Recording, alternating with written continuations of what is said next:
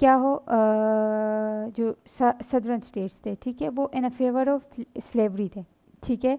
और तकरीबन जो स्लेव्स थे वो 40% ऑफ द पॉपुलेशन था, जो सदर्न स्टेट जो वर्जीनिया के प्लेन के जो सपोर्टर्स थे, ठीक है, तो उनकी 40% ऑफ पॉपुलेशन स्लेव्स थी, ठीक है। तो इसी वजह से क्या था कि वो आर्ग्यू करते थे कि slaves should be considered as person in determining the representation, ठीक है।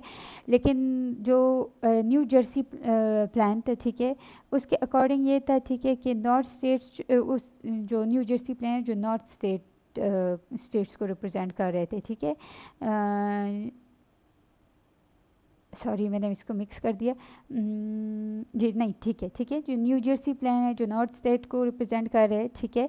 तो वो जो स्टेट्स है वो क्या, वो इस खौफ में थे कि अगर स्लेवरी को एज ए पीपल कंसिडर किया तो it would increase the power of southern state, ठीक है। और तो इस जो डिस्प्यूट है, जो स्लेवरी के प्रॉब्लम है, इसको 3/5 कॉम्प्रोमाइज़ से क्या किया गया है, 3/5 कॉम्प्रोमाइज़ से जो है उसको सॉल्व किया गया है, ठीक है। कि 3/5 ऑफ द स्लेव जो है उनको क्या किया जाएगा, उनको कंसिडर किया जाएगा एज अ पर्सन, ठीक है। जब क्या किया जाए, जब रिप्रेजेंटेशन को काउंट किया जाए, ठीक है।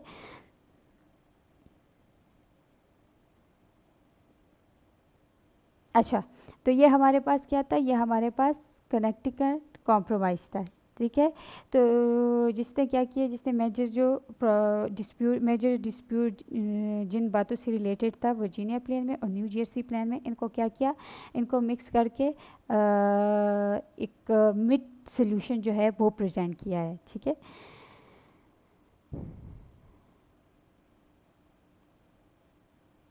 अच्छा, इसके बाद आते हैं, ये हमारे पास क्या था, ये कॉन्स्टिट्यूशनल प्रॉब्लम थी, ठीक है। अब इसके बाद जो है जो सेकंड हमारे पास क्या है, वो है फाइनेंशियल प्रॉब्लम। फाइनेंशियल प्रॉब्लम में क्या है कि फाइनेंशियल प्रॉब्लम में ये था कि स्टार्ट में जो उन्होंने वॉर ऑफ इंडिपेंडेंस लड़ी थी, और इसी वजह से क्या था, इसी वजह से इसी वजह से ये जो नेशनल डेट था वो बहुत ज़्यादा हो गया था, और वो 54 मिलियन तक पहुंच गया था। अच्छा, तो इन प्रॉब्लम्स को सॉल्व करने के लिए क्या है कि इन प्रॉब्लम्स को जो जॉर्ज वॉशिंगटन जो फर्स्ट प्रेसिडेंट थे, वो क्या करते हैं, वो अलेक्जेंडर हैमिल्टन जो सेक्रेटरी ऑफ द एक्सचेकर होते हैं, ठीक है, उसको उसको कहते हैं कि क्या करें, to come up with a plan in order to resolve this financial problem, ठीक है। अब क्या होता है कि हैमिल्टन जो है वो क्या करता है, वो एक प्लान प्रपोज करता है, ठीक है। और उस प्लान को क्या कहते हैं, उस प्लान को कहते हैं हैमिल्टन प्लान, ठीक है। अब इस प्लान में क्या होता है, अच्छा इस चीज़ की समझ आ गई कि 54 मिलियन डेट था, और जो ट्रेजरी में और जितने जो मनी था ऑलरेडी, वो बहुत ज़्यादा यूज़ हो चुका था, क्योंकि ऑलरेडी जो आर्म्स और एम्यूनेशन और सारा कुछ जो उन्होंने वॉर लड़ी थी उसमें खर्च हो गया था, ठीक है। अच्छा, तो अब हैमिल्टन प्लान में क्या है कि हैमिल्टन प्लान में रेवेन्यू जनरेशन था, ठीक है। फर्स्ट क्या था, इसने प्रपोज किया था कि गवर्नमेंट के लिए, मतलब ये पॉसिबल नहीं है कि टैक्सेस के बगैर क्या करे, टैक्सेस के बगैर वो रेवेन्यू जो है वो कलेक्ट करे, या ये जो फाइनेंशियल प्रॉब्लम्स है इनको ओवरकम करे, ठीक है। तो ये क्या करता है कि ये प्लान में ये प्रपोज कर देता है कि हमने क्या करना है, हमने रेवेन्यू जनरेट करनी है, और वो किसके थ्रू करनी है, थ्रू इम्पोजिशन ऑफ टैक्सेस, ठीक है। लेकिन क्या होता है कि फर्स्ट में इनका हमने लास्ट जो लेक्चर है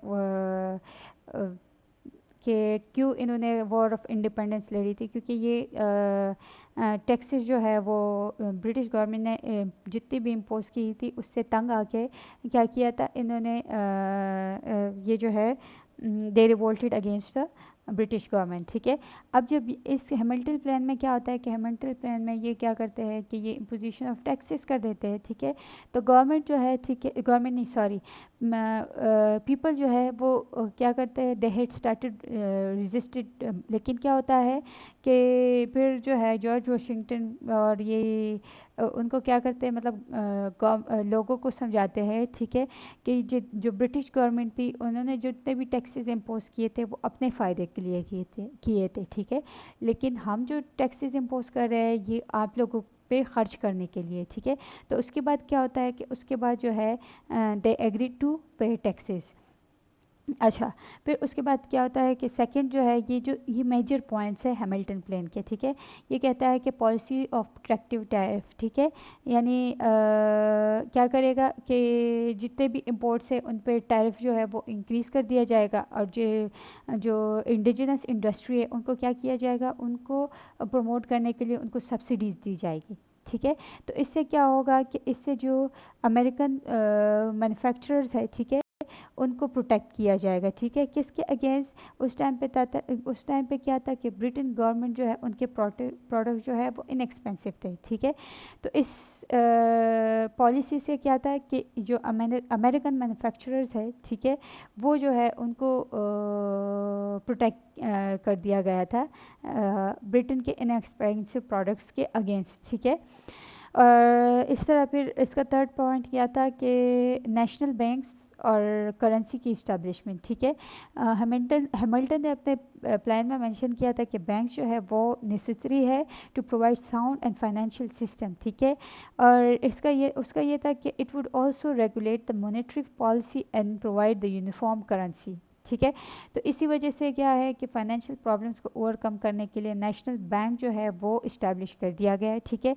और उसके बाद 1791 को क्या किया गया, बैंक्स जो है वो बैंक जो है नेशनल बैंक वो इस्टेब्लिश हुआ, और उसके अलावा एक दूसरा एक्ट पास होता है जिसको कहते हैं मिंट एक्ट, ठीक है। मिंट एक्ट में क्या होता है कि मिंट एक्ट में बैंक्स को अलाउ करते हैं कि वो क्या करे, वो करेंसी को इशू करे, ठीक है। तो ये इसके बाद जो लास्ट जो है वो पेमेंट ऑफ नेशनल डेट है, ठीक है। तो $54 मिलियन थे, ठीक है। तो इस प्लान में इन्होंने सजेस्ट किया था कि the national debt was all paid in full, ठीक है। इसके बावजूद ये जो हैमिल्टन है ये सजेस्ट करता है कि बावजूद इसके कि अगर हम ये सारा डेट जो है ये एक ही साथ जो है ऑल एट वंस इसको पे करें, तो इससे हमारी जो ऑलरेडी ड्रेन ट्रेजरी है वो और भी ख़राब हो जाएगी, जो इकोनॉमिक सिचुएशन है वो और भी ख़राब हो जाएगा। लेकिन इससे ये फ़ायदा होगा, ठीक है, कि जो कंट्री है, ठीक है, ये वो क्या करेगी, वो फिर बोरो कर सकेगी डोमेस्टिक जो वो है, तो उनसे क्या है, उनसे बोरो कर सकेगी, ठीक है, मनी। और इससे क्या होगा कि वो जितना भी जो जो टैक्सेस टैक्सेस नहीं जो पेमेंट की इंटरेस्ट, ठीक है, वो जो है वो सारा कुछ जो है जितना भी होगा ऑल एट वंस वो सारी चीज़ ख़त्म हो जाएगी, ठीक है। जो डेट है वो सारा कुछ ख़त्म हो जाएगा, और फिर इनका फोकस जो है वो और डेवलपमेंट पे हो जाएगा, ठीक है, और जो है अपनी जो फाइनेंशियल सिस्टम है उसको इस्टेब्लिश करने पे हो जाएगा, ठीक है। अच्छा, इसके अलावा क्या है कि नेशनल डेट को पे करने के लिए जो है तो कुछ जो गवर्नमेंट की यूज़ में नहीं थी लैंड्स, ठीक है, उनको भी बेच दिया जाता है, ठीक है। अच्छा, तो ये सारे क्या है, ये सारे हैमिल्टन प्लान्स के पॉइंट्स है, ठीक है, कि फाइनेंशियल जो क्राइसिस में जो नेसेंट अमेरिका था, जो फाइनेंशियल क्राइसिस में था, ठीक है, तो उन क्राइसिस को हैंडल करने के लिए क्या है कि रेवेन्यू जनरेशन हो, और प्रोटेक्टिव टैरिफ की पॉलिसी अपनाई गई, और नेशनल बैंक्स बनाए गए, जो प्रॉपर करेंसी जो है उनकी जो है उनको इशू कर दिया गया, ठीक है। इसके अलावा जो है वो जितना भी नेशनल डेट था वो सारा पे कर दिया गया है, ठीक है। अब इसके बाद आते हैं लास्ट फॉरेन रिलेशन पे। तो फॉरेन रिलेशन में क्या है कि सबसे पहले तो प्रॉब्लम नेटिव अमेरिकन के से आता है, ठीक है, कि 13 कॉलोनीज के वेस्ट में क्या होता है कि वेस्ट पे जैसे कि ओहायो स्टेट है, इंडियाना, इलिनॉइस, ये सारे स्टेट्स क्या थी, यहाँ पे नेटिव अमेरिकन की कन्फेडरेशन थी, ठीक है। तब उन नेटिव अमेरिकन ने क्या किया था, जब यूएस जो है वो वेस्टवर्ड एक्सपेंड करना चाह रही थी, तो नेटिव अमेरिकन जो है वो क्या कर रहे थे, वो रेजिस्ट कर रहे थे, ठीक है। तो उनसे क्या होता है कि उनसे एक बैटल भी लड़ी जाती है, ठीक है। और उसके बाद क्या होता है कि नेटिव अमेरिकन के साथ एक ट्रीटी साइन कर दी जाती है जिसको कहते हैं ग्रीनविल ट्रीटी। उसके अकॉर्डिंग क्या होता है, उसके अकॉर्डिंग जो नेटिव होते हैं वो क्या करते हैं, वो गिव अप कर देते हैं क्लेम और ओहायो, ठीक है। और उसके बदले में क्या होता है कि 200,000 उनको क्या कर दिया जाता है, 200,000 नहीं, सॉरी 20,000 जो है उनको पे कर दिया जाता है। ठीक है। उसके बाद फिर जेस ट्रीटी, जेस जो है वो एक जज होता है जो यूएसए क्या करता है, वो नेगोशिएशन के लिए ब्रिटेन जो है उसको बेचता है। ठीक है, कि आप क्या करें, आप ब्रिटेन के साथ जो है जितने भी डिस्प्यूट है उनको नेगोशिएट करें। ठीक है। अब उसमें क्या होता है कि ब्रिटेन जो है उसके साथ एक तो वॉर ऑफ इंडिपेंडेंस थी, उसकी वजह से रिलेशन जो है बहुत ज़्यादा ख़राब हो गए थे। दूसरा जो है ब्रिटेन जो ऑलरेडी टावर्स थे उसके वहाँ पे, तो वो जो जितनी भी चीज़ें जितनी भी जगह थी, लोकेशन थी जो उनकी आर्मी वाली पॉइंट्स थी, तो according to Treaty of Paris जो है ब्रिटेन ने उनको खाली करना था, लेकिन वो नहीं कर रहे थे। ठीक है। इसके अलावा एक और मसला ये भी था ब्रिटेन के साथ, ठीक है, कि उन्होंने क्या किया था, they started capturing American ships, क्या ना, वो उसमें क्या था, they started capturing American ships carrying French good. ठीक है, यानी फ्रांस में वो चीज़ें लेके जा रहे होते थे, तो वो ब्रिटेन जो है उनको कैप्चर कर देते थे। ठीक है। तो इसी वजह से क्या करता है कि जॉर्ज वाशिंगटन बुश जो है वो जस्टिस जॉन जे को क्या करते हैं, बेचते हैं ब्रिटेन, ताकि उनके साथ क्या करे, इन ये सारे डिस्प्यूट जो है वो नेगोशिएट करे। ठीक है। और उसके इससे क्या होता है कि जब ये ट्रीटी साइन होती है, ठीक है, तो ये ट्रीटी के अकॉर्डिंग क्या होता है, बोथ स्टेट, ठीक है, अमेरिका और ब्रिटेन दोनों जो है एक दूसरे को नंबर ऑफ कंसेशन जो है वो दे देते हैं। ठीक है। फिर उसके बाद होता है पिंकनीज ट्रीटी।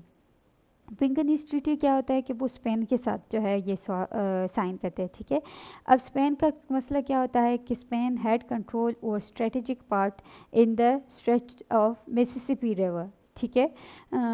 उस साइड पे क्या होता है कि स्पेन ने भी तो कॉलोनाइजेशन की होती है, और उसके पास जो है एक स्ट्रेटेजिक लोकेशन जो है वो स्पेन के कंट्रोल में होता है। ठीक है। और इसके अलावा जो है न्यू ऑर्लियंस जो है, ठीक है, वो भी क्या है, वो भी स्पेन के ही कंट्रोल में होता है। ठीक है।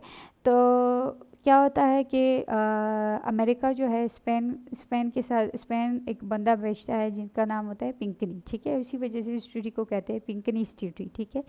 वो क्या करता है कि स्पेन के साथ एक ट्रीटी साइन कर देता है। ठीक है, to resolve dispute on the territory, और इससे क्या होता है कि they allowed the US ships the right to navigate free in the Mississippi river as well as duty free transport through the port of Orleans. ठीक है। तो ये सारा क्या होता है, ये फॉरेन फ्रंट पे जितने भी प्रॉब्लम्स जो नया न्यूली इंडिपेंडेंट स्टेट है वो फेस करता है, और जो न्यूली इंडिपेंडेंट अमेरिका होता है, ठीक है, वो फेस करता है, और उनको वो ऐसे ही रिजॉल्व कर देता है। ठीक है। तो आज के लिए आज के लेक्चर में इतना ही, मिलते हैं नेक्स्ट लेक्चर में। थैंक यू सो मच, अल्लाह हाफिज़।